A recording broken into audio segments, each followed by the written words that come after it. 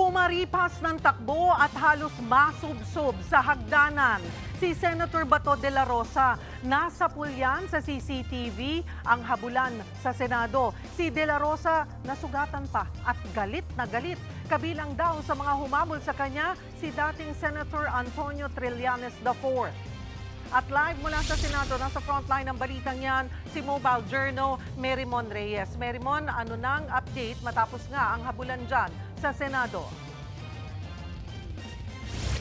Cheryl, kanina pagkatapos ng unang mosyon ni dating Minority Leader ngayon Senate President Alan Peter Cayetano na magkaroon ng pagbabago sa liderato dito sa Senado, nabanggit niya nga na nandito raw sa building si Senator Bato de la Rosa at pagkatapos ilang minuto lang yan, pumasok ng session hall itong senador. Tayo mismo na malapit doon sa rostrum, narinig natin bago pumasok ng session hall, may kaunting kalampog na narinig tayo bago pumasok itong si Senator Bato de la Rosa. At umaga pa lang kasi kanina, Cheryl, umuugong na yung impormasyon na may mga kawani ng National Bureau of Investigation na nakatakdang pumunta dito sa Senado para arestuhin ang senador.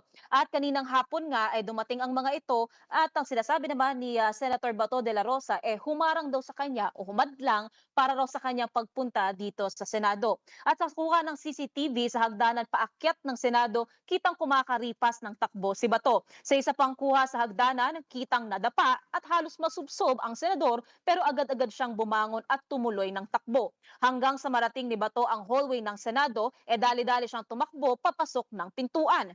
Nang makapasok si De La Rosa, makikita pa sa video na nagtutulakan ang mga nakasunod sa kanya at meron pang natumba. Matapos niyan, nagkasugat si De La Rosa sa daliri.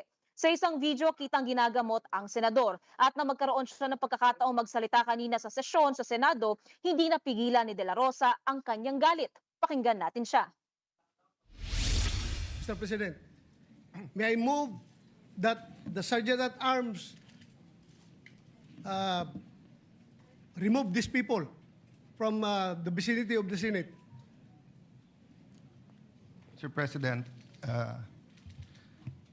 dear colleagues, Senator Trillanes, as a former member of the Senate, is welcome in the Senate and will, of course, be given due courtesy unless he has...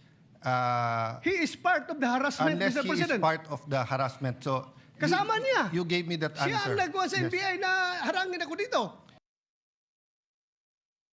Sabi ni De La Rosa, kasama si Trillanes sa humabol at aniyay nang haras sa kanya.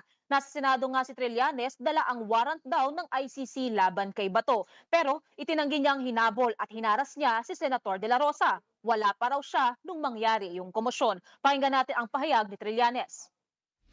Wala pa doon. Kung nandito doon ako, di nagapos na yun. Saan ang sabi ng NBI pag dinampot dito, diretso na sa airport?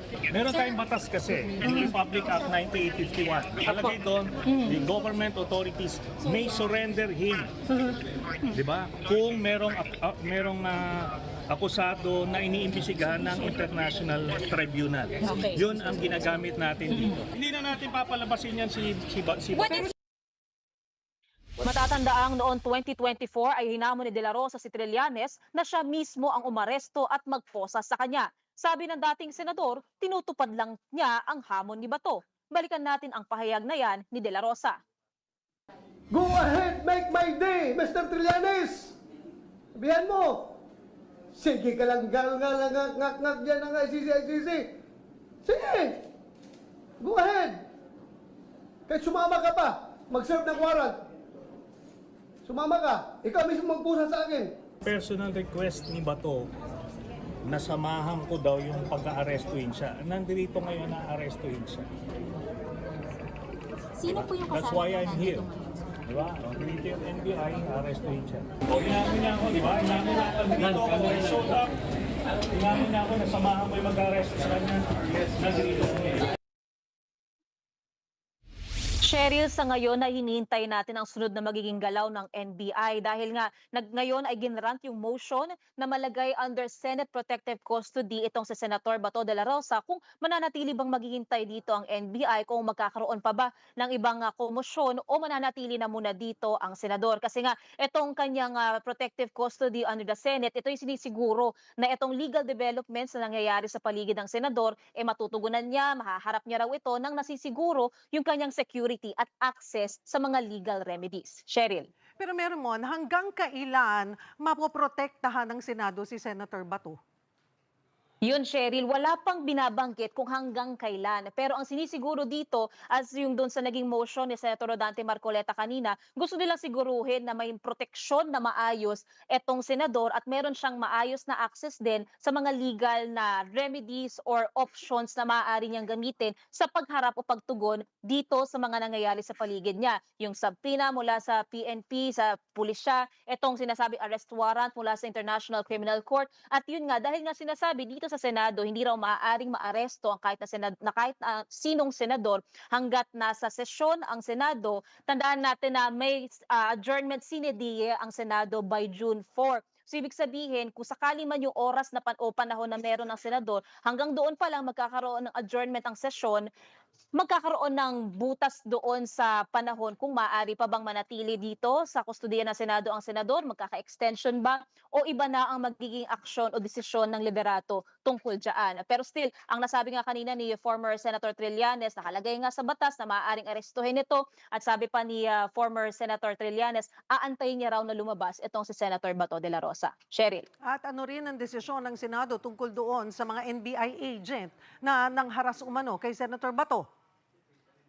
Nais pa nga, Cheryl, kanina ni Senator Bato de la Rosa na matanggal sa pwesto itong mga agents o kaya mga opisyal ng NBI na hinadlangan siya. At sinasabi pa nga niya nung pumasok sa session hall itong si Senator Bato, may sugat daw siya dahil nga sa kanilang habulan at yung kanyang pagpupumiglas dito sa mga may nais daw na arestuhin na siya. Pero so far, wala pang pinal na desisyon ang Senado tungkol dyan kasi kinikilala pa nila kung sino-sino nga bang mga agents mula sa NBI o mga representative ang nag-cause din ng komosyon na ito. And basta so far ang malinaw dito ngayon, may ilang mga empleyado pa lang from the Senate ang pinapayagang lumabas sa gate, sa labas, habang yung iba pa mga nandito, mahigpit pa rin nilang inilalagay sa total lockdown ang Senado. Cheryl. Ihabol ko na rin, Merimon, napanood namin yung sa video na nasa loob nga ng Senado si Senator Trillanes.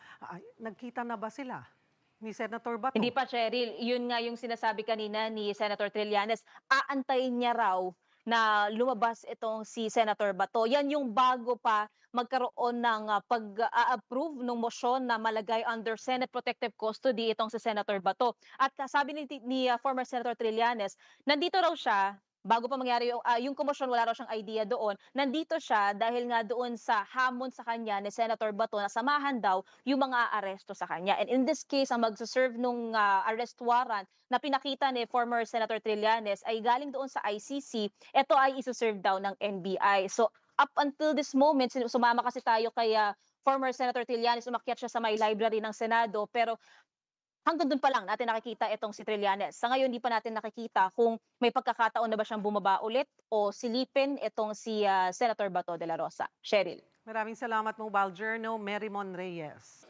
Mga kapatid, Cheryl Hosing po. Maging maalam at may pakialam sa mga napapanahong issue at headlines. Mag-follow at mag-subscribe na sa social media pages ng News 5.